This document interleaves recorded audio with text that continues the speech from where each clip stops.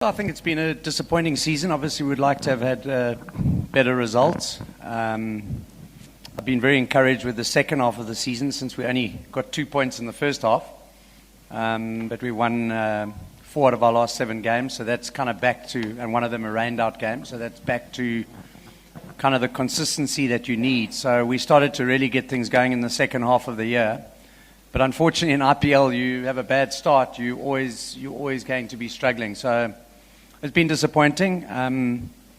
I think we've struggled in certain areas that we thought we would be okay in. So for next year, we're going to have to make sure that we kind of build some strength in those specific areas.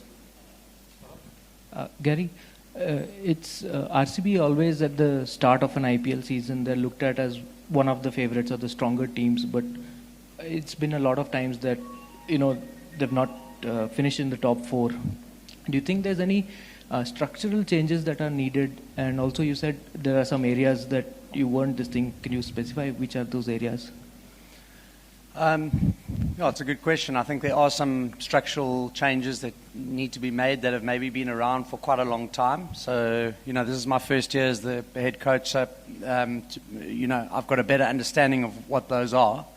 And we'll certainly discuss with the owners and look into that for next year. It's not difficult to work out the areas that we've struggled. Those are seen in the matches. Again, when you look at the beginning before IPL starts and you look at every team, I think there was some of the experts saying that we were going to get into the playoffs. So all teams have got strengths in them, and all teams have weaknesses. And you've got to hide those weaknesses as best you can and make sure your strengths are working really well. And if they're not, and you're losing games on the line, makes a big difference. So 2 big games that cost us that we should have won at the beginning of the season was Mumbai Indians here and Kolkata Knight Riders here. And we lost both those games, having played really good cricket for 95% of the game. Literally in 12 balls the game changed, even 6 balls. So those kind of games, if you're not winning them, they start to affect you big time in the season, because we know that IPL is incredibly unpredictable. And that games that you should be winning, you need to win. Gary, how do you approach tomorrow's game as a chance to dent Sunrisers' chance of playoffs, or to give the players who have not played much of the game time? Yeah, we've missing 3 or 4 players now, and key players for us. I think probably one of the toughest things we've had to deal with this season is our international fast bowler never arrived in Coulter now for 2 years actually. So that's been quite a tough thing to deal with, and we're going in tomorrow's game to want to win it, and we've picked the team that we think is best suited to win that game. Gary, you all brought about a lot of structural change in your coaching staff as well this year. You all had a few consultants coming in at the beginning of the season. How has that panned out for you all? Did it work? Didn't it work? No, it's been good. I've enjoyed the new coaches that we've had on board. Everyone's trying to find their feet. Unfortunately, there are no quick fixes in IPL. You need to move as quickly as you can, obviously, to get the results you're looking for. But sometimes when you do making quite a lot of shifts for players that we believe in and back, I think the franchises that do a lot of chopping and changing every year run into problems, because IPL is not about an individual performing every IPL.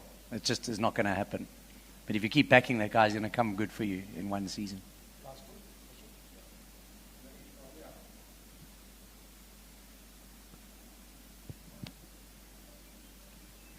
Probably from the 7th game onwards, Virat has repeatedly spoken about going and having fun, going and enjoying themselves and expressing themselves.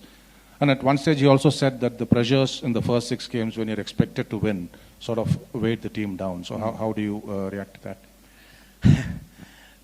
My view is you're only having fun when you're winning. So I understand the point he's making, but I think it's always tough when you're not winning games. IPL is an incredibly intense competition. In my view, in domestic T20 cricket around the world, there's nothing even remotely like it. And I think all the players feel the pressure. especially guys that are new to IPL come here with their eyes wide open. They cannot believe how intense the games are. Senior players, feel that pressure as well. So it's a big tournament, and you need to understand how to prepare yourself in such a way that you are going to be best suited to performing in this event. So that's always the plan when we leave here and make sure we get guys ready. But as you have said rightly, one of you had said rightly, you've got to have a good start in these tournaments. If you're on the back foot early and you've lost most of your games, you're going to get in trouble the second half. So we try to pull it back. I thought did a reasonably good job in pulling it back in the second half, but it was always going to be tough winning 7 out of 7.